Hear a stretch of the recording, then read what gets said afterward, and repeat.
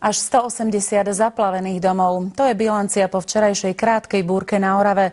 Zanechala za sebou spúšť. Málo kto si na niečo také spomína. Meteorológovia však upozorňujú, že takéto ničivé prehánky môžeme teraz čakať hocikedy a na hociktorom mieste Slovenska. S vysokými teplotami bojujú v týchto dňoch nielen ľudia, ale aj zvieratá. My sme navštívili obec Starina na severovýchode Slovenska, kde pastier nemá k dispozícii žiaden vodovod. Jeho košiar sa rozprestiera niekoľko kilometrov za dedinou a spoliehať sa musí iba na svoj sedliacky rozum. Pekelné horúčavy v Chorvátsku prekvapili aj našich dovolenkárov, i keď medzi 11 obeťami nie je žiaden Slovák. Vysoké teploty nezvládajú najmä starší a chorí ľudia, ktorí podcenia slnečné lúče.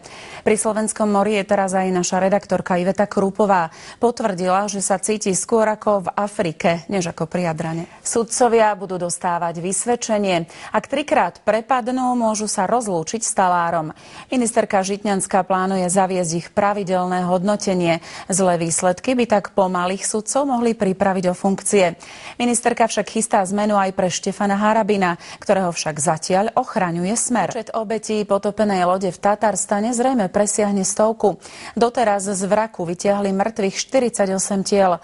Na palube plavidla, ktoré stroskotalo včera popoludní, bolo až 208 ľudí. Dôvodom nešťastia mala byť porucha jedného z motorov, ako aj preplnenie lode. V Rusku je na zajtra vyhlásený štátny smutok. Vyhasol v okolí Michaloviec život 23-ročného motorkára. Prednosť v jazde mu nedala policajtka v civile. Motorkári začínajú mať z ciest v okolí Zemplínskej Šíravy nepríjemný pocit. V krátkom čase je to totiž už tretia obeť. Krátko popoludní zrútilo ultraľahké športové lietadlo. Po dopade na pole začalo horieť, pilot v ňom zahynul.